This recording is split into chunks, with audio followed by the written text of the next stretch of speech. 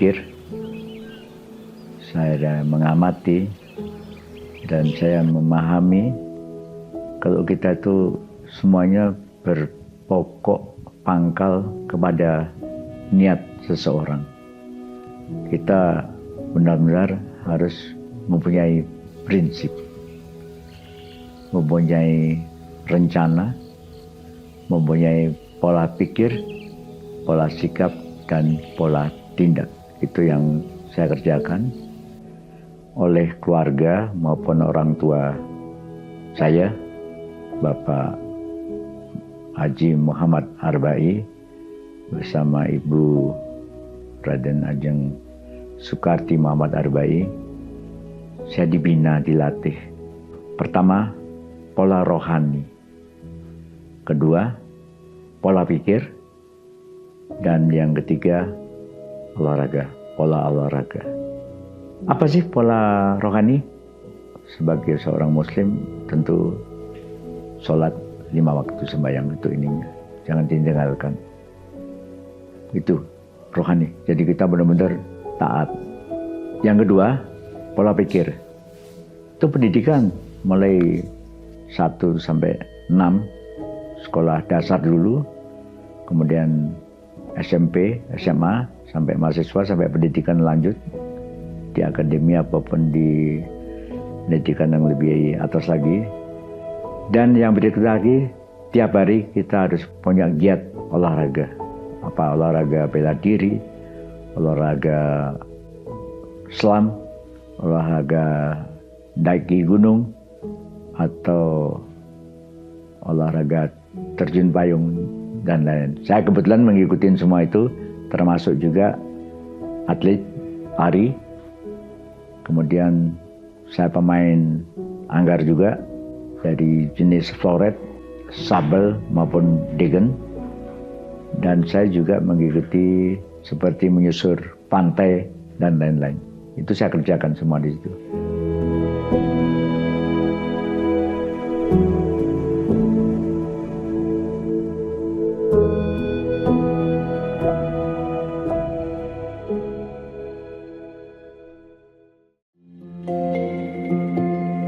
Setiap saya dan keluarga ada kegiatan di Jawa Timur, selalu singgah di Kota Malang. Pertama mengunjungi rumah keluarga besar Bapak Haji Muhammad Arbai, rumah orang tua yang selalu mendapat perawatan dan inovasi, rumah tempat tinggal sejak kecil, dan digunakan untuk acara antara lain silaturahmi keluarga. Kemudian dengan rekan-rekan sejak SD, SMP, SMA, mahasiswa, saya mendapat pendidikan dalam institusi dengan basic hukum.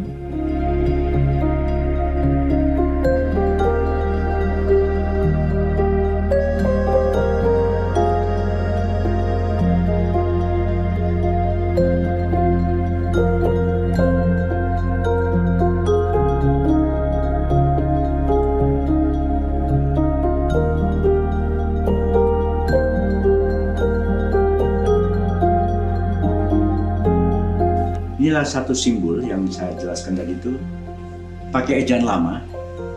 Ada 2 yang saya buat. Satu yang tulisannya TMS7, Top Mountain Stranger 7, Perhimpunan Pendaki Gunung dan Pecinta Gajah Alam. Ejaan lama semuanya.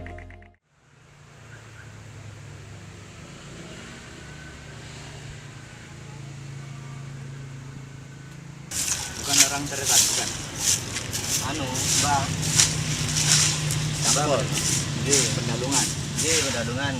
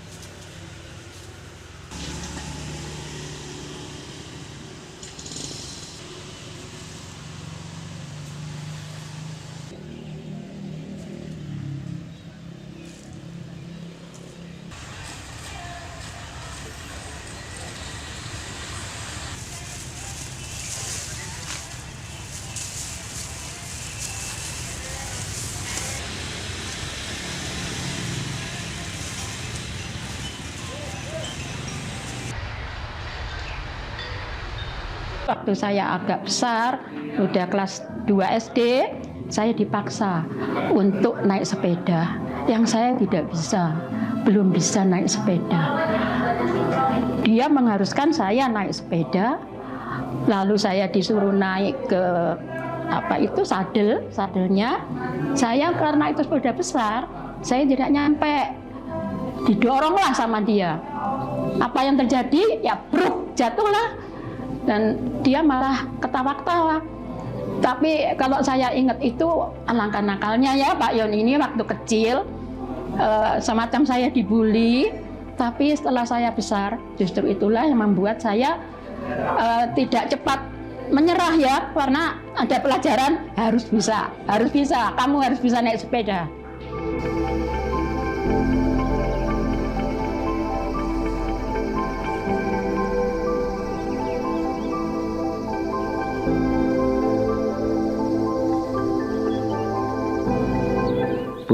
Puncak gunung adalah tinggi, tetapi niat, tekad, nyali, keinginan, dan spirit manusia masih lebih tinggi daripada itu, dengan tetap pantang takabur untuk ininya. Jadi suatu contoh, saya selalu kepada rekan-rekan, sahabat-sahabat kita, keluarga saya, kamu kalau punya keinginan jangan setengah-setengah. Kalau kamu memang punya cita-cita, jadi. Kalau enggak akan jadi kamu ini. Jangan setengah-setengah. Jadi kamu betul-betul dengan tekad tadi itu. Dan saya terus terang, ada giat yang saya ikutin itu ada 3. Pertama itu kaitan dengan pendakian gunung. Saya kalau melihat sesuatu hal, ada bukit atau ada gunung, ya, sepertinya terpancing. Apa kamu bisa sampai ke sana? Dulu waktu zaman saya ada di Kota Malang, saya mengikuti suatu kepanduan. Ada namanya pandu dulu dengan orang yang senior sekali, Lord Baden-Powell dari Inggris. Dia itu mengajarkan semua, terutama cinta tanah air. Misalkan dia orang Inggris, orang Jepang, orang Korea, orang Arab, dan lain, cinta kepada tanah air. Saya pun sangat diterapkan cinta kepada negara saya, Republik Indonesia.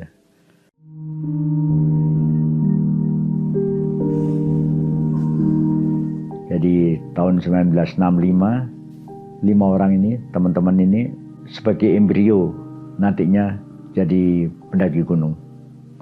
Saya sebagai pemerakarsa dan salah satu pendiri daripada TMS-7. Apa sih TMS-7? Taut Mountain Stranger 7. Kenapa 7? Ya, orangnya jumlahnya 7. 1. 2. Kebetulan kita lihat warna pelangi. Istilahnya Meijiko Hibinio. Dan itu warna itu jumlahnya 7. Kemudian yang berikut lagi, ada juga istilahnya letupan atau erupsi dari Gunung Semeru. Bang, sampai 7. Itu termasuk kata-kata tadi 7 itu. Jadi terbentuklah tanggal 24 November 1967 Jarum 17.30, kemudian hari Jumat sholat di atas puncak Semeru, Mahameru namanya, dengan kawahnya Jonggring Seloko, dan 1 orang beragama Kristiani, mereka bersama yang di atas. Itu yang kita kerjakan. Jadi kita apa latihannya? Kita melakukan latihan jungle survival selama setahun. Kemudian kita juga berlatih water and jungle survival. Dan berikut juga kita berlatih dengan sistem model komando.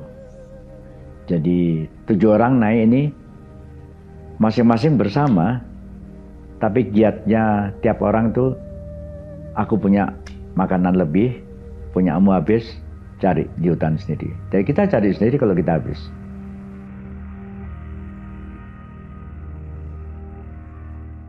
Kang Min, ini foto kita nih tak terlupakan. Ini di area Kalimantan. Habis kita turun dari atas, tempat di sini 7 orang, dan kita bangga. Ada bangganya apa? Saat itu kami pernah ngomong, Don, sleeping bag kita nggak ada. Tadi kan ngomong jaket, kita pakai jaket, kita pakai jaket, tapi sleeping bag kita punya. Dari apa? Dari karung bodi tapi yang baru, bukan bekas. Dan itu dipakai untuk dicampur dalamnya pakai wool. Jadi kita pakai karung bekas memang ya, tapi dalamnya wool. Itu yang buat kita latihan. Saya bangga sekali. Ya, berikutnya Kang ini ada foto di puncak Semeru tahun 67. Itu masih ada batu di atas. Tapi setelah ledakan 2 kali, dan sebelumnya kalau nggak salah batu ini nggak ada semuanya. Dan kita waktu ledakan pertama kedua itu jatuh batu-batu kecil di sekitar kita. Sampai ke 7 kali. Ini kita bangga sampai di puncak Semeru jam 11.30 hari Jumat tanggal 24 November tahun 1967. Awal mula saya kenal dengan Yon Ardiono Arbai karena sama-sama punya hobi olahraga. Saya lebih banyak olahraga darat, atletik, permainan, voli, dan sebagainya. Sementara Ardiono nampaknya lebih suka olahraga air, renang, polo air. Nah, sejak itulah saya kenal dengan Ardiono. Pada waktu dia mengajak saya mendaki gunung, saya serta-merta ikut. Beberapa bulan kemudian, Ardiono mengajak saya mendaki Gunung Rinjani. Waktu itu STMS sudah jadi, walaupun masih dalam angan-angan. Secara organisatoris belum ada. Paling tidak belum aktif itulah. Di daerah Semeru terjadi insiden, yaitu meninggalnya 2 orang dari Mapala UI, Suhogi, dan 1 lagi rekan Idan Lubis atas petunjuk Letkol Infanteri Suwandi dan Dim Kota Malang. Kita bentuk tim darat dan tim udara. Saya masuk tim udara untuk kedepannya nanti mengikuti bersama Tides ke Abdurrahman Saleh menunggu pesawat yang dari Bandara TNI AL di Juanda, Surabaya. Dikirimlah 2 pesawat, 1 pesawat Mi-4 versi militer dari TNI AL buatan Rusia, dan 1 lagi Alouette, pesawat lebih kecil.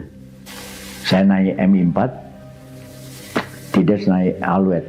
Apa yang terjadi? Udara tambah awan, kurang nyaman kita lihatnya. Saya bilang, Cap, bisa hovering sebentar.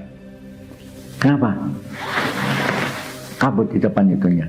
Ya, saya juga lihat itu kabut juga agak tebal. Apa intinya apa? Kalau bisa hovering setengah menit atau berapa sambil menunggu angin atau cuaca untuk mendaki ke depan. Dia bilang, Pak Yon, ini helikopter canggih sekali. Sampai ke area di sana, ini versi militer yang digunakan, lengkap dengan peralatan yang ada di pesawat tahun 1967 saat itu. Helikopter ini cukup canggih. Ya, Cap, saya minta hovering sekali lagi. Dia ngomong lagi, ini Cap, saya minta helikopter hovering sebentar. Baik, saya akan ikuti. Dan helikopter hovering sekitar 1 menit lebih sedikit hovering.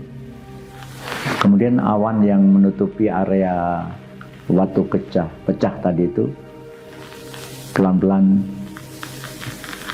kelihatan, tidak kelihatan mengarah ke dari barat ke arah timur. Kena angin lagi itu. Saat yang mendekati 2 menit, ada celah yang kita lihat dari awan. ternyata tebing yang arah ke Watu Pecah ini sudah kelihatan jaraknya hampir 100 atau 90 atau 200 meter. Kapten kaget juga lihat ini. Saya bilang tebing depan. Dia langsung mengambil alih. Helikopter dibelokkan ke kanan dan kontak heli yang di bawah. Alert, kita arah kembali ke Bandara Bukis atau Abdurrahman Saleh sekarang. Ini jenazah waktu di kamar mayat Cilacap. Ya, saya jelaskan gambar yang satu. Saya Yon Ationo Arbai, tim rescue TMS 7 sama Sutrisno Bakun yang dari tim TMS 7 datang ke kamar mayat sambil mengawal dengan mobil ini jenazah ke rumah sakit Cilacap yang sekarang namanya Saiful Anwar. Ketiga, ada rekan kita dari Young Pioneer namanya Alex Vitoya, dia juga datang menengok. Ini TGP. Yang lain TMS 7 semuanya untuk ini. Ini tim-tim TMS 7 waktu mengangkut jenazah dari di Jalan Tempo mau dimasukkan ke mobil jenazah terus ke Abdurrahman Saleh. Ini jenazah satunya ini Suogi, satunya Idam Lubis. Ada dua jenazah ini. Jadi ini waktu diberangkatkan ke Abdurrahman Saleh. Ini mobil pengawalan untuk jenazah dengan jeep dari Pak Wandi untuk mengawal jenazah dari Gubuk Laka ke Rumah Sakit Cilacap di Malang. Kemudian yang saya sebutkan tadi jenazah udah dilihat siapa jenazah Idam Lubis sama Suogi. Dan ini waktu pemberangkatan ke Bandara Abdurrahman Saleh kita juga pakai motor juga saat itu. Berangkat mengikuti mobil jenazah dan ini tim semuanya, tim TMS 7 semuanya. Nah ini ada surat, satu dari Mapala UI, dari rektor, dan ini dari ketua Mapala rektor sama Mapala UI, ada tandangan semua. Di sini ada foto di Rumah Sakit Cilacap Malang. Ini namanya Maman Abdurrahman yang masih hidup sampai sekarang. Dan sekarang ada di daerah Matraman, dari Pramuka di sana rumahnya nih. Ini foto NRP 1 masih umur ya tahun 69 waktu itu. Ini salah satu pengangkat mayat dari 8 orang, ngangkut dari pertengahan Gunung Semeru, ngangkat jenazahnya Suogi dan Idam Lubis. 8 orang, ini satu-satunya orang pengangkut mayat yang masih hidup tahun 2019-2020, namanya Pak Betir Sumarto. Ini saya ke sana, kebetulan dia masih pakai kaos TMS 7 juga. Ini Pak Betir, dan dia sempat diundang juga di sini di Ranupani. Ini Pak Betir juga dari sini. Ini kita. Dan ini foto everlasting yang di Metro TV tanggal 29 April 2018. Si Herman Lantang mengatakan, ada di suaranya juga, John bantu gue saat rescue Suogi. Penjelasan Herman Lantang pada acara Everlasting Young Metro TV 29 April 2018. Ini penjelasan Herman Lantang. Ini foto ini nggak bisa diputar-putar, memang itu faktanya itu. Intinya gitu. Sedekat ini memang, tapi karena berteman juga ya dengan Pak Yo juga ya? Enggak, cuma kenal tahun 69. Kenal tahun 69? Kenalin dari tahun 69? Udah bikin grup WhatsApp ya? Kalau Suogi mati dia bantu gue. Iya. Saya pakai heli mencari sama Atidas Karoko dari 98, dia pakai Aulet, saya pakai M4. Tides minta izin, Pak Yon, saya mau ke Malang. Pak Yon kemana? Saya mau ke Gubuk Laka untuk tim yang udah kita kirim, ada 10 orang, tambah saya kan 11 orang. Intinya gitu. Oke, saya pakai diantar mobil waktu itu langsung ke Gubuk Laka. Teman-teman kan ada 11 orang. Ada tadi itu Adi Sumantri, ada Lupito, Mas Yun, kemudian Trisno, apa semua. Jadi kita gabung. Pas jam 5:30 sore di Gubuk Laka, di posko di kepala desa itu, evaluasi dari Bambinsa mengatakan jenazah Sogi dan Idam Lubis dari Mapalau ini sudah melewati ayak-ayak. Akhirnya setengah 9, setengah 8 kalau misalnya itu kita ketemu rombongan jenazah Pak Petir. 4 orang ngangkat si Sogi almarhum, yang 4 lagi ngangkut si Idam Lubis. Diangkut pakai kayu, pakai tenda, pakai sarung, pakai ini gitu. Akhirnya ketemulah kita. Datang, jenazah taruh. Kita ingat gak peluk-pelukan semua sama rombongan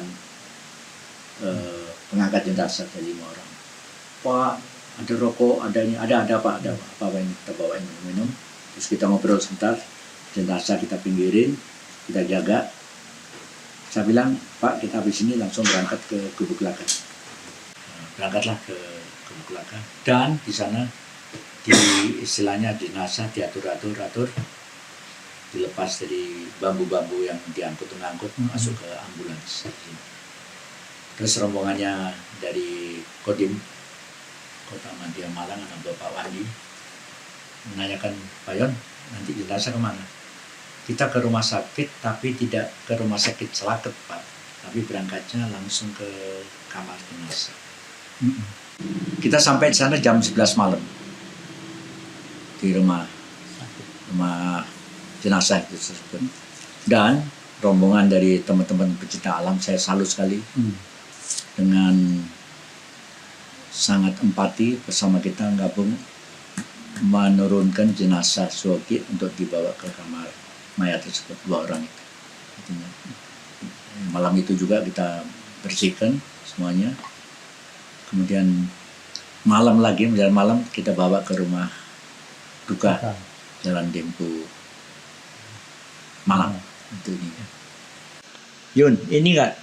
Kamu ingat ini fotonya siapa? Konjangan sama saya. Foto saya sama kamu. Iya, saya foto sama Yun Suparyanto NRPS 13, saya NRPS 1, berangkat ke Bandara Bugis Malang. Sekarang ini namanya Abdurrahman Saleh, tahun 69 masih Bugis, dan kita naik motor berdua ngawal jenazah ini. Pada pagi harinya tanggal 19 Desember 1969 saya pergi ke Jalan Dempo Malang, bertemu dengan teman-teman TMS 7 dan para pelayat jenazah lainnya, baik dari Jakarta maupun dari Malang. Dan saya selanjutnya diajak oleh John Artiono Arbai untuk ikut mengantar jenazah pergi ke Bandara Bugis. Siapa yang motor? Ke saya. Nah, Yun Suparyanto yang moto ini. Ini dokumen ini. Iya. Karena kamu moto, makanya saya bicara ini. Ada kenang-kenangan lagi, Yun. Ingat gak kita waktu tim 11 orang antara lain ini, Yun. Di sini ada Lupito, ada saya, ada tim Trisno Ngari. Kamu di mana, Yun? Coba tunjuk di mana. Ini yang kelihatan kumis. Masya Allah. Yun Suparyanto kelihatan kumisnya dari samping. TMR S13. Ini peristiwa nggak bisa lupa, Yun. Termasuk ini, Yun. Waktu ketemu kepala desa, kita menyerahkan data dan lain sebelum berangkat. Waktu hari pertama sebelum kita terbang, waktu itu kan sempat ketemu juga. Dan ini malam, jenazah waktu malam akan diberangkatkan lagi ke Rumah Sakit Selaket Malang. Coba ini Pak pengawal mobil kita. Kemudian ini saya sendiri. Kemudian siapa-siapa yang ada di sini? Sebutin. Terus Ngari, terus ini Adi Pak Wandi. Lukito. Ya. Kamu di mana? Tuh, di situ. Ini adalah semua bukti data foto. Apa yang kita bicarakan sekarang hari ini akan hilang. Tapi dengan foto, dengan data, dan kita simpan dalam suatu museum, itu akan dikenang apa di bahasa Yunaninya. Apa itu? Verba volen scriptamanen. Apa yang akan yang dibicarakan itu akan hilang, sirna. Tapi yang dicatatkan akan dikenang abadi. Ini ada gambar tanda panah. Orang pakai peci, pakai sarung. Setelah kita cek dan recheck, kemudian akhirnya tahu namanya itu Pak Tugo. Udah almarhum sih. Oh ya. Tapi pada saat evakuasi Sogi dan saya besuk di kamarnya Kang Maman Abdurrahman, dia juga ada di situ. Oh. Coba sebentar, ambil lagi data ini. Sebentar masukin lagi. Nah ini orang yang pakai sarung tadi itu, lihat ini. Kamu yang foto. Yang tadi saya bilang Pak Tugo itu, akhirnya di kamarnya Kang Maman Abdurrahman kan pakai baju yang sama, sarung yang sama. Pak Tugo ini di sini. Sama sebelahnya sedikit mukanya Trisno. Sutrisno bagian Angari yang dari PS2. Ini saya sendiri yang dari PS1. Dan saya terus terang yang foto tuh saudara kita Yun Suparyanto, NRP S13 kumis. Itu kumisnya sampai sekarang, kalau dulu hitam sekarang jadi putih. Jadi sudah meninggalkan dunia hitam ya sekarang ya. Jadi kumisnya jadi putih. Saya terima kasih Yun, Anda ikut evakuasi dan ini akan dikenal abadi. Tadi sekali lagi saya bilang verba volen scriptamanen. Apa yang kita bicarakan akan hilang, sirna. Tapi yang dituliskan, catatkan, dimuseumkan akan dikenang abadi. Sekali lagi terima kasih. Saya atas nama sebagai prakasa Perhimpunan Pendaki Gunung TMS7 dan salah satu pendiri dari TMS7 mengucapkan terima kasih kepada Yun yang data fakta foto ini dikenang. Untuk ini. Salut. Terima kasih. Untuk plan B, melihat bersama satu tim sekitar 9 orang, persiapan bila tim pertama yang kita kirim melalui tim udara maupun darat yang standby di Gubuk Laka, bila terjadi insiden, timnya Joni Wiro akan menyusul ke tempat kegiatan kita di Gubuk Laka. Ada pembagian tugas. Saya juga kemukakan bahwasanya karena ini dalam proses sekretariat baru ini, sebaiknya harus dijaga, harus ada orang. Karena nantinya kalau misalkan ada orang lain atau pendaki segala cari informasi, datang ini ada orang di situ, jadi bisa memberi penjelasan. Nah, satu sisi Mas Yonartiono Arbai dengan beberapa orang, ya silakan melaksanakan tugas gitu, seperti yang diarahkan oleh Pak Suwandi gitu. Makanya saya dan beberapa teman standby di bakal atau calon sekretariat, yaitu di rumah saya itu. Untuk antisipasi itu, di samping juga sebagai tim cadangan. Nantinya kalau dibutuhkan tinggal ngontak, dipersiapkan gitu.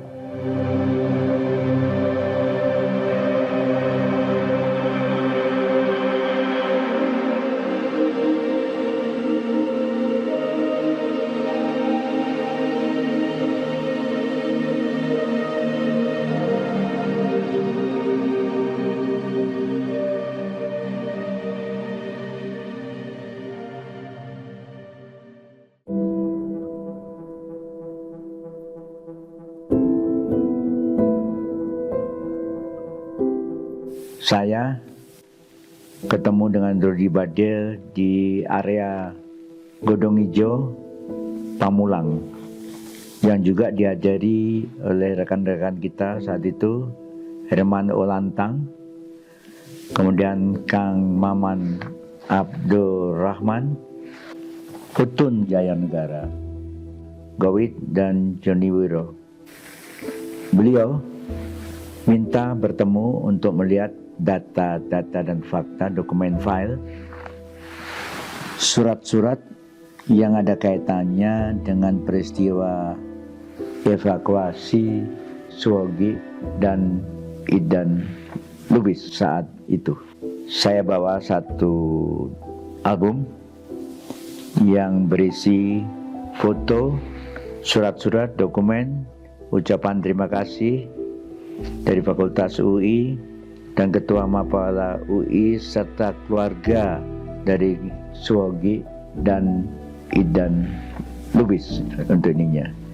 Saat peluncuran buku Suwogi sekali lagi, para pelaku evakuasi diundang untuk menyaksikan di gedung Gramedia Kompas di Jalan Palmerah, Jakarta, dan esok sorenya diundang lagi di Aula Gedung Pertemuan Universitas Indonesia di Depok. Peluncuran buku Suwogi ini juga dilanjutkan dengan napak tilas 40 tahun evakuasi Suwogi pada tahun 2009. Pemaparan dilaksanakan dengan cara mendatangkan tim-tim evakuasi Saudara Yon Artiono Arbai di Gedung Perpustakaan Kota Malang. Antara lain disaksikan saat itu oleh Kang Maman Abdurrahman, Riri Riza, sutradara film Gi, dan Mira Lesmana, produser film, serta para mahasiswa dan pelajar sekota Malang. Pemaparan tentang evakuasi keesokan harinya juga dilanjutkan melakukan kunjungan di area Ranupani, area Semeru, dihadiri para anggota dan pengurus Mapala UI tahun 2009. Hadir saat itu juga Herman Olantang, Donasman, Maman Abdurrahman, pengurus dan anggota Mapala UI senior, para pegiat alam dari Jakarta, Bandung, dan para pecinta alam sekota Madya Malang. Sebelum ke Ranu Regulo, Nesi Lutungan dan kawan-kawan sempat mampir di posko TMS 7 di Jalan Jakarta Malang untuk menelusuri tempat akomodasi dari kakak Suwogi, yaitu Arif Budiman dan Aris Tidas Katopo.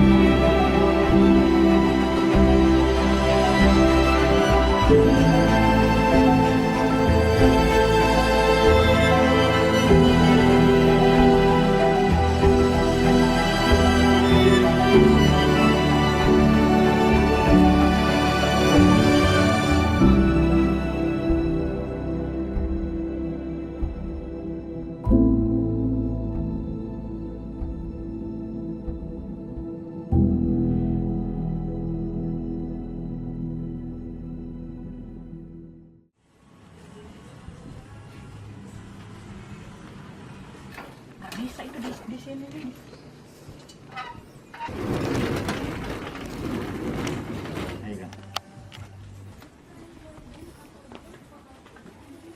Assalamualaikum. Waalaikumsalam. Apa kabar? Alhamdulillah. Enggak. Lagi istirahat?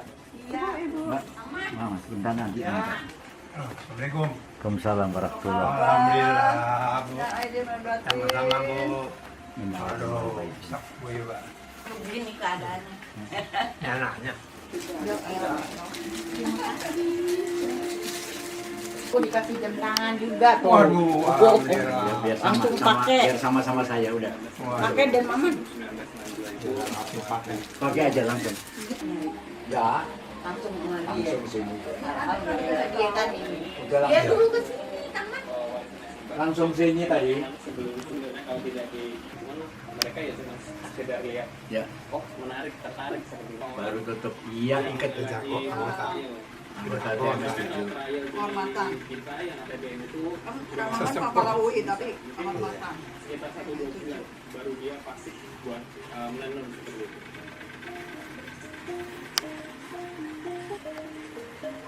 Ya keren. Kembali ke alam rimba. Semakin berwarna, jadi kita Ya, TMS kelihatan. motifnya yang warna-warnanya gelap, warna-warna tua itu kan. Kalau sekarang kita lebih berani main ke warna-warna yang colorful seperti itu. Tapi Nanti foto pakai ini, Kang. market pasar sekarang Teman-teman kita waktu peristiwa Sogi udah banyak yang Iya, pindah semua ya. pindah ke alam. Pindah planet alam Iya. baka untuk ininya gitu. Dan kita tinggal berdua loh. Iya, Ini saksi sejarah semua Kang Maman. iya. Ya kan?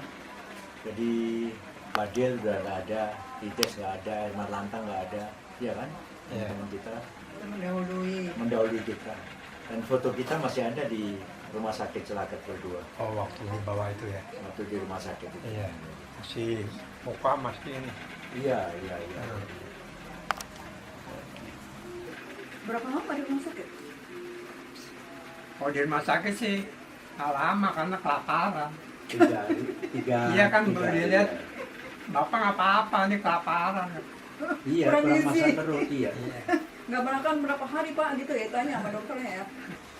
Kang Maman, ini foto siapa ini? Coba lihat. Ya, masih remaja. Sama siapa? Hah? Sama siapa? Aduh, saya kurang awas lagi. Masa orang apa? Yang di tempat itu siapa? Oh, saya. Iya kan? Iya. Iya.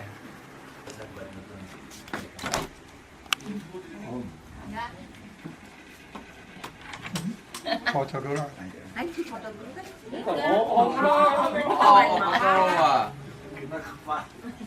Foto dulu buat kenang-kenang. Iya. Kang Kita Maman. dari sini. Dibuka. Ini kan? Biar.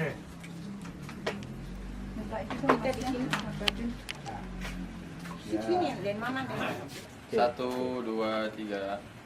Pada tahun 1971 adalah tim dari TMS 7, Top Mountain Stranger 7, Perhimpunan Pendaki Gunung dan Pecinta Penjajah Alam, dan tim Wanadri pertama kali ekspedisi ke luar negeri naik ke Kinabalu, dan mereka dua tim ini menancapkan antara lain bendera tentunya merah putih, kemudian bendera masing-masing dari Universitas di Jawa Barat dan TMS 7 dari Universitas Brawijaya dan TMS 7.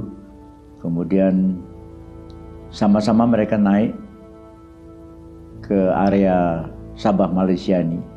Tim Wanadri itu dari arah Jakarta masuk Pontianak, kemudian naik ke arah Sarawak, Kuching, dan ke Kinabalu di Sabah Malaysia.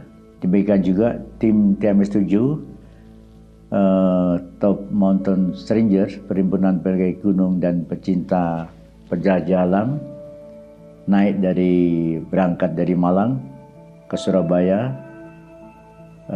naik Dakota, kemudian lapor di Banjarmasin, dan mereka ke arah Tarakan, Tawau, Sandakan, dan kota Kinabalu di Malaysia, Sabah. Tim dari Wanadri adalah Rimi Cahari dan Ucun Jayanegara. Sedangkan dari TMS 7, Uki Basuki dan Yon Artiono Arbai, Uki dengan NRP S22 Kriting, dan Yon Artiono Arbai dengan NRP Malang. Ini museumnya namanya Sigmar 7172, betul. Nomor rumah. Nomor rumah 7172. Ya. Oke, masuk. Itu namanya Danggiis yang sebelah besar. Yang sana puncak Kinabalu, Laos Peak atau Tengku Abdurrahman Peak intinya. Ya, saya sama Uki sempat ke arah Sandakan juga. Ini memang Sandakan itu sisi timur. ya? Oh, ini sisi barat. Kayak apa? Pendaki Jepang itu. Sedangkan kalau kita dia tukar-tukaran apa itu kan? Sleeping bag sama simbol organisasi. Sekarang Kinabalu tuh 4095. yang membedakan summit apa enggak adalah sertifikatnya. Jadi kalau pulang dia bawa sertifikat yang berwarna, itu berarti dia summit Mount Kinabalu. Tapi kalau dia ikut pendakian tapi nggak sampai ke puncaknya, dia sertifikatnya nggak color, black and white gitu. Kayaknya udah cukup lama juga dia menerapkan itu di sana. Oh bagus. Buktinya kemarin kita 2003 kemarin, 2023 melenceng sedikit 10 meter, Mister. Kalau diterusin denda, rokok denda. Ini sertifikat tahun itu. Tahun 71 tuh. Halus hijau. 71, iya kan 71. Jadi Wanadri lewat Sarawak Kucing, saya lewat Tawau. Sandakan Terbaru kayak gimana tuh ya?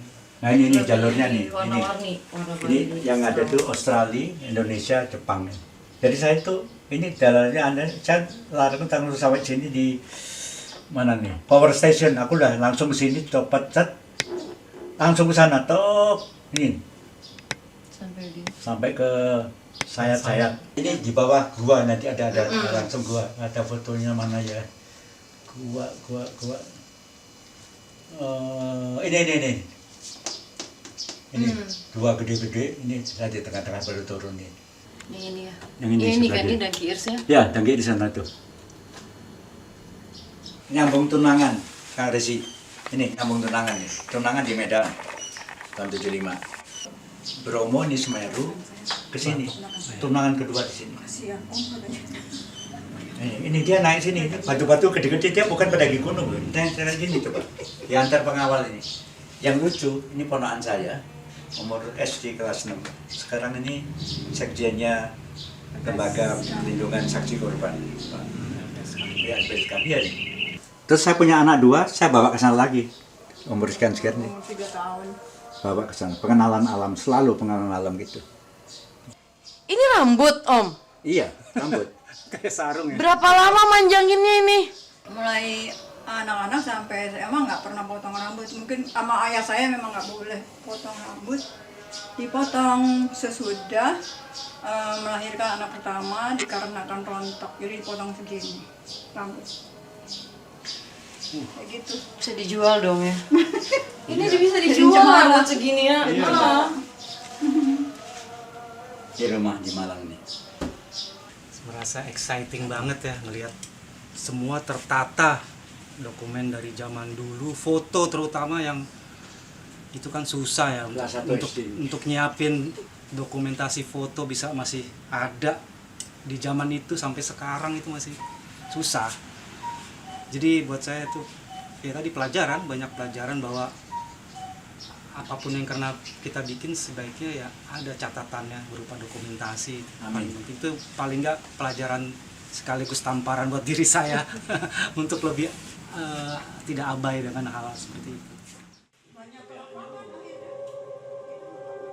Saya ditugaskan oleh Pak Yun untuk menyerahkan buku 40 tahun pendakian Gunung Kinabalu kepada Alpine Club University of Wako di Tokyo, yang pernah bertemu beliau di Kinabalu pada tahun 1971 ya, untuk bertukar sleeping bag waktu itu, dan stiker dari masing-masing klubnya. Kemudian karena beliau sudah wafat, akhirnya pihak universitas menawarkan apakah buku itu akan disampaikan saja kepada direktur perpustakaan dari Wako University. Akhirnya saya setuju, saya bertemu dengan Profesor Kato Iwao untuk menyerahkan buku penulisan tentang ini baru dari Pak Yon tersebut, dan diterima dengan baik.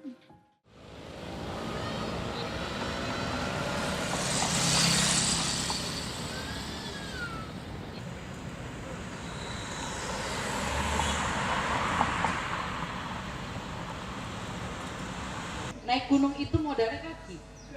Kalau kaki lo nggak dijaga, paling kecil aja, kukunya cantengan dikit aja, itu jalan udah nggak enak banget. Banget. Itu bisa menghambat proses kedewasaan seorang. 50%, terus ada juga lepis. Pas lagi ada talk show pasta di Outfest, itu di tengah-tengah talk show itu tiba-tiba saya ngelihat Om Yon datang sama istri. Setelah beberapa minggu ketemu Om Yon di Outfest, akhirnya saya punya waktu dan menyempatkan diri datang ke museumnya. Dari sejak saya lupa itu tahun berapa ya, 60-an kayaknya Om Yon tuh udah mendokumentasikan, dan itu terdokumentasi dengan rapi, bukan hanya di komputer gitu ya, bener-bener potongan koran di frame dan datanya details jelas banget gitu, sampai aku terus terang sih ngiri gitu ya, kenapa ya kita nggak bisa kayak gitu. Toh beritanya kita sekarang juga ada di media cetak, ada di media online gitu, kenapa kita nggak bisa juga bikin kayak gitu. Yang ngelihat itu bukan kita, nanti anak kita, cucu kita gitu, dia ngelihat perjuangannya si orang tuanya kayak apa sih gitu, apa aja sih yang udah dijalanin gitu. Kenapa sih dia begitu dikenal banyak orang gitu, ada buktinya. Dan itu yang saya belajar banget dari ngelihat museumnya Om Yon. Terus ada satu kalimat yang Om Yon selalu bilang ya, dan ada tulisannya juga di museumnya itu, lebih baik lebih cepat 1 menit daripada terlambat 1 detik. Dan itu berkesan banget buat aku, dan itu buat aku adalah quotes yang bisa kita pakai sehari-hari dalam hidup kita sehari-hari. Saya mulai SMP itu belajar untuk berenang. Saya masuk dalam satu klub olahraga berenang di Kota Malang, yang namanya klubnya Tirta Nirmala dan Catalina. Yang saya ikutin adalah gaya dada 100 meter dan gaya kupu-kupu 100 meter. Di samping itu juga kita mengikuti polo air. Dari situ kita sempat mengikuti POM, Pekan Olahraga Mahasiswa tahun 64 di Jakarta. Dari POM tadi itu sempat juga kita melakukan kegiatan selam baik di Pulau Seribu tentunya, kemudian ke Ujung Kulon, Bali, di Papua. Kemudian yang menarik juga, saya mengikuti suatu event yang diadakan oleh PB Bosi dan TNI Angkatan Laut, mengikuti Sail Bunaken di Pantai Malalayang, Manado, Sulawesi Utara, tanggal 12 Agustus sampai dengan 18 Agustus tahun 2009. Kita ngikutin olahraga fotografi bawah air. Saya waktu itu mendapatkan foto yang nomor 2, ada nomor 1, 2, 3. Saya kebetulan dapat nomor 2. Berikutnya saya mengikuti penanaman mangrove atau tanaman bakau yang ditanam di daerah Manado maupun di Bitung. Tanggal 16 Agustus 2009 kita melakukan kegiatan peselam terbanyak. Terkumpul semua dengan pengembira tadi, peselam dari luar juga itu jumlahnya 2.818 yang ikut semuanya. Bangga kita di situ. Dan oleh panitia MES dari GWR Lucia, kita dicek ke bawah. Kita duduk jongkok Kemudian dinilai semua selama 1 jam, hampir 1 jam di bawah air. Berikutnya tanggal 17 Agustus kita melakukan lagi penyelaman di Pantai Malayang. Kali ini kita actionnya adalah melakukan penaikan bendera ke atas permukaan. Bendera naik diiringi dengan lagu tanpa suara, tanpa orang nyanyi, tapi musik. Apa musiknya? Judulnya Indonesia Raya. Dan sampai sekarang tahun 2023 dari GWR ini belum ada pemecahan rekor negara lain. Dalam sel Bunaken, kegiatan kita dari Adiaksa Diving Club, yaitu institusi selam di bawah Kejaksaan Republik Indonesia, kita ada 5 orang yang ikut dalam pemecahan rekor dunia peselam terbanyak maupun penaikan bendera itu. 5 orang dari Adiaksa Diving Club untuk ini. Dan kita terus terang sekali lagi bangga. Bangganya kenapa? Ya itu akbar dan belum terpecahkan sampai sekarang.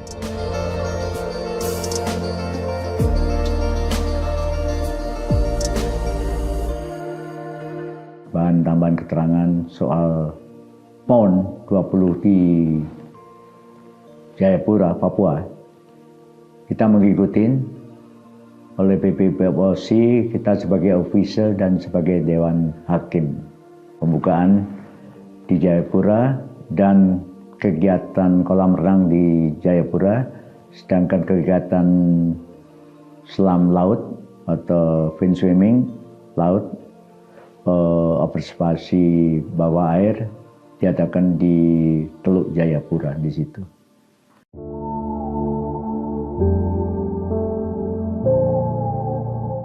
Tahun 1973 kita juga sebagai pemerakasa di Kejaksaan RI, kita membentuk yang namanya Adiaksa Parachuting Club. Itu ada tahun 1973. Imbrionya ada 25 orang peterjun payung di situ. Kita dilatih terus terang oleh Bapak Surajiko, waktu itu dari pelatihan dari RPKAD yang saat ini menjadi Kopassus, dan selanjutnya Pak Sumardi dari Ketua Gegana Kepolisian RI. Kita dilatih dari terjun para dasar, kemudian meningkat loncat cabut, kemudian ke free fall, terjun payung, terjun bebas, kemudian ketepatan mendarat maupun kerjasama di udara tentunya. Ada yang dinamakan namanya HO dan Hello. Dilatih ke sana, dan itu klub ke terjun payung ini cukup berkesan banget.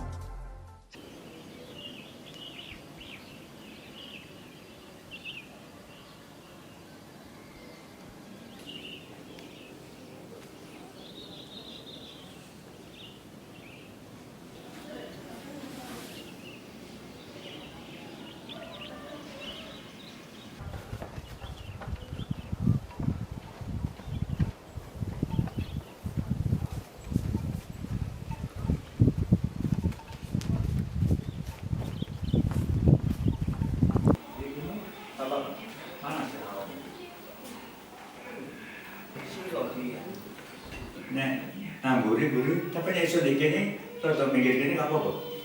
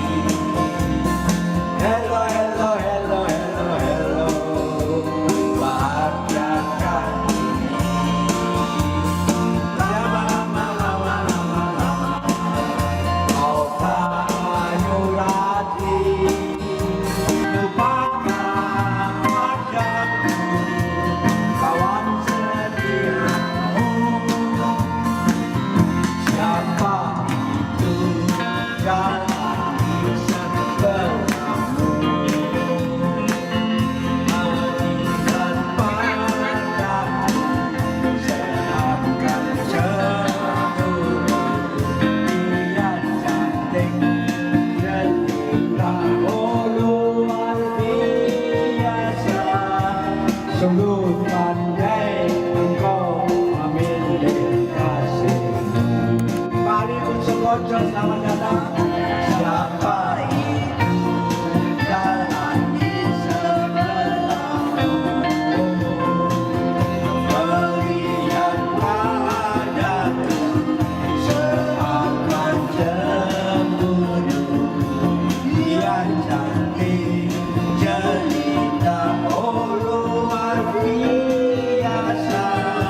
Sungguh pandai engkau memilih padaku. Pak Effendi, selamat datang. Pak. Makasih Om. Untuk kuliah. Sehat. Selamat datang Mas. Terima kasih banyak Kak Wipun. Sangat Terima kasih banyak. Pak, tak pede Pak. Saya juga bawa bintangnya kok. Tadi saya juga bawa bintangnya. Rizka, Bang Rizky, Bang Towing. Pancasila. Towing kan biasa. Tapi sebenarnya kerjanya pakai kan sebelum oh jadi enggak dulu.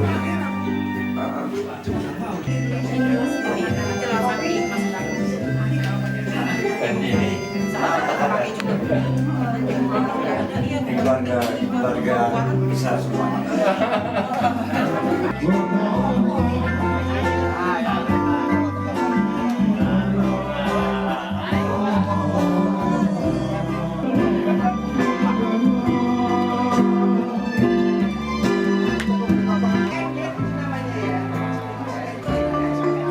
Dia tuh selalu perhatian, apapun selalu perhatian, dimanapun dia berada, kapanpun dia berada, dia selalu mengabari. Ya opo kabarmu? Itu yang membuat saya terharu sekali gitu. Sampai setua ini juga masih seperti itu.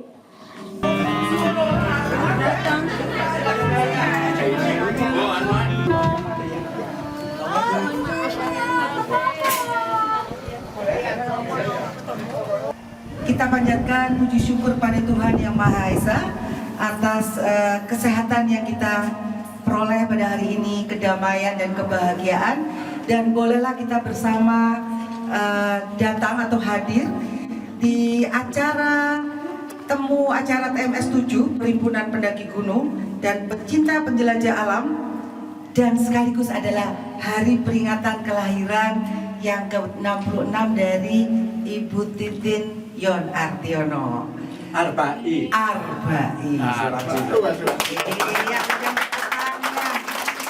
Yang sekian lama mendampingi Pak Yon dan dalam kondisi yang sehat walafiat. Semoga juga nanti kita dapat sawabnya ya, umurnya panjang juga. Amin.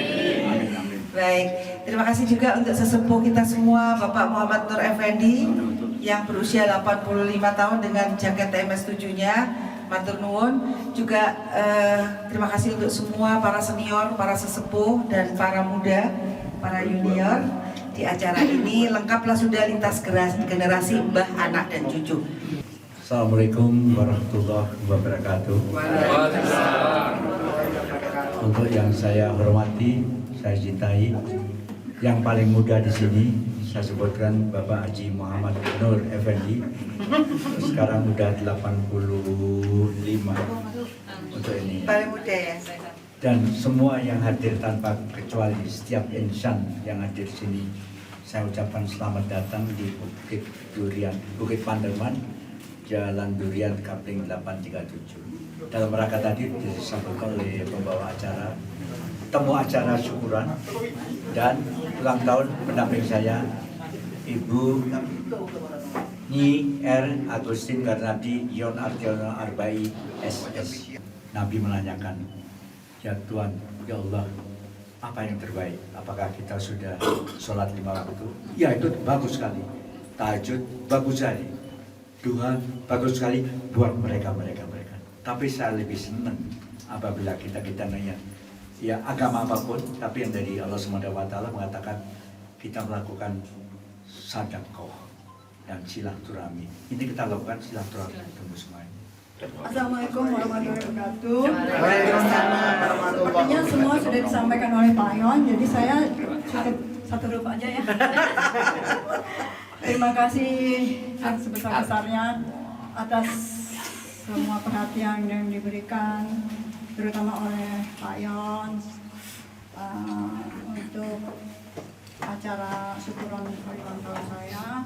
Juga tentunya ketemu silaturahmi handai tolong, kakak-kakak, keponakan, anggota TNI 7, juga sahabat-sahabat dari guru yang sama-sama di POM ya, Pekan Olahraga Mahasiswa ya. Pekan Olahraga Mahasiswa, ya. Pak Suci, Pak Lambang Organ, pemain polo air ya.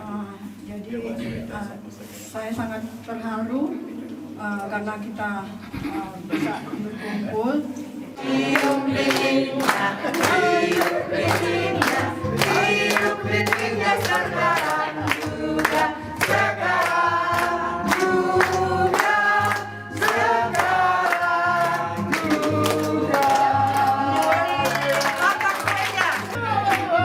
Dan saya pun mendaki bukan memilih jalan yang mudah, tapi itu ke atas gitu ya. Oke, dari Mama Titin, Kakak, Sion, Bapak-bapak sekalian. Juga sekarang bagi kuenya. Nanti teruskan ya potong-potongnya.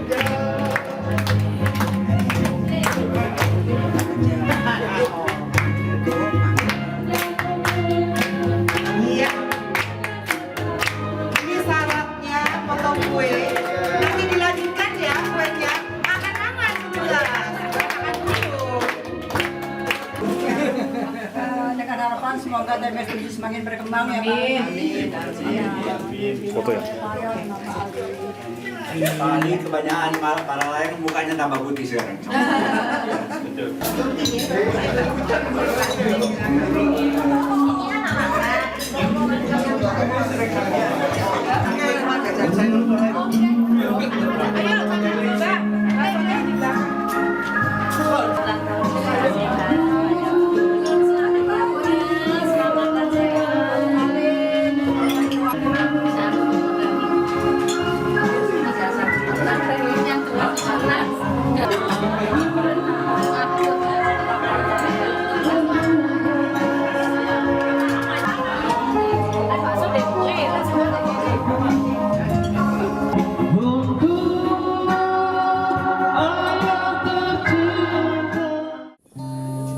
Pak Yon dalam ingatan saya sejak kecil ya, laki gitu ya, laki. Terus suka jahil gitu, kayaknya semuanya kena jahilnya. Tapi yang jelas baik hati, suka berbagi-bagi hadiah. Itu Pak Yon. Tapi masa yang saya ingat banget, saya tuh mengidolakan Pak Yon ya, karena itu tadi banyak kebisaannya kayak main gitar, gara-gara Pak Yon lah saya jadi main gitar gitu, pinjam gitarnya Pak Yon, Pak nyanyi gitu ya. Dan satu lagi Pak Yon tuh dulu ikut bela diri yang pakai kaki, dan kita waktu kecil itu suka jadi sasaran di kepala kita, ya kan? Dan itu kita tuh udah nggak bisa ngapa-ngapain, cuman teriak-teriak, dan Pak Yon tuh pasti ngomongnya nyeng gitu ya, kita tuh malah dikerjain gitu. Akhirnya dengan kemarahan dan dendam, saya berangkat cari les karate waktu itu di BPSP Malang ya. Saya berangkat sendiri, nah diantar siapa anak kecil loh, itu kelas 3 SD kalau nggak salah. Saya berangkat, saya mau ikut karate pokoknya, dengan tekad saya akan balas om saya gitu kan. Jadi setelah ikut karate itu, ketika Pak Yon itu mencoba memainkan kepala saya dengan kakinya itu, saya bisa nangis dong, tangis itu pencapaian saya yang luar biasa untuk Pak Yon. Tapi dari itulah saya jadi ikut bela diri, selalu ikut bela diri karena Pak Yon yang menginspirasi saya. Waktu masih kecil ya, remaja gitu, depan rumah kita itu jalan Jakarta itu ada itu lori mengangkut tebu. Oleh Pak Yon, dia dinaikin, tebunya diambilin. Kemudian ditangkap oleh orang yang lain jaga bawa ke kebun aku. Dia senior saya, baik di Fakultas Hukum, ya, juga di kegiatan TMS7. Posisi rumah saya yang menjadi sekretariat, rumahnya Mas Yonardiono Arbai, di mana di situ Mas Yonardiono Arbai sebagai kepala seksi operasional, sehingga sering kita secara intens ketemu, gitu kan? Karena tidak terlalu jauh, apalagi Mas Yon sering naik sepeda motor, sepeda motornya juga agak kenceng lah gitu. Termasuk kegiatan seperti menjenguk Harjo Suseno, anggota Mormong yang jatuh di Semeru. Itu saya sama Mas Yon itu boncengan ke rumah sakit tentara.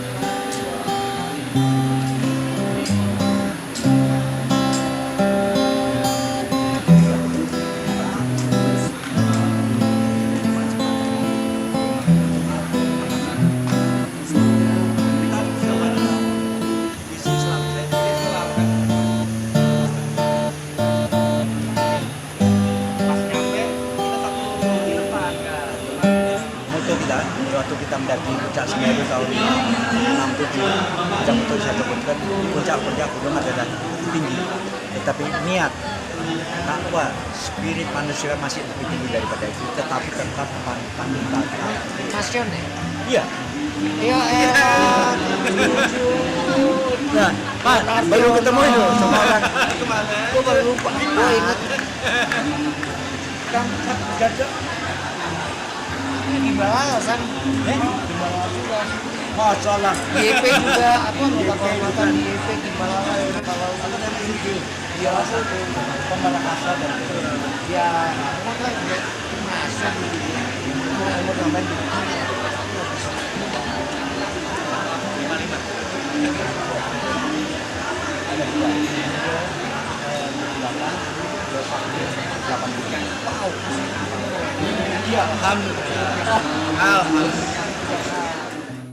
Setelah saya amatin, Yonardiono itu orangnya berpikir, bersikap, bertindak dengan skala prioritas. Sehingga saya juga pengen niru, tapi saya tidak pernah melaksanakannya.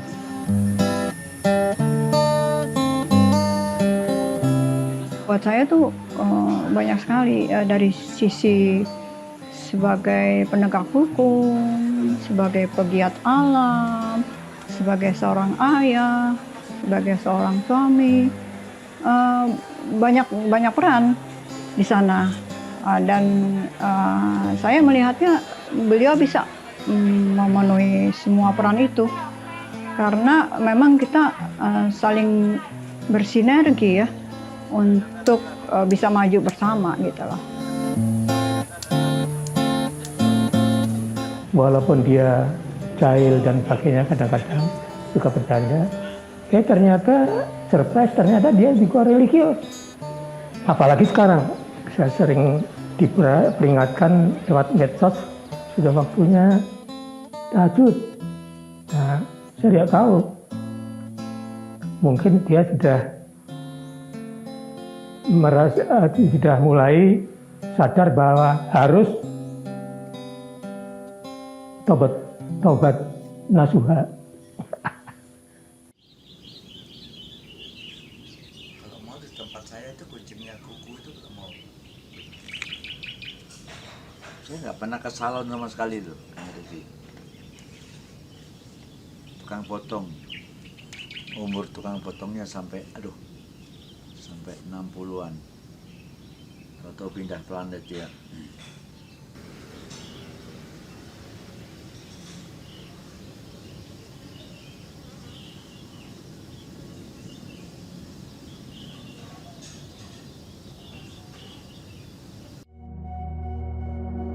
Yang saya kerjakan selama ini berkaitan dengan arti hidup seorang manusia.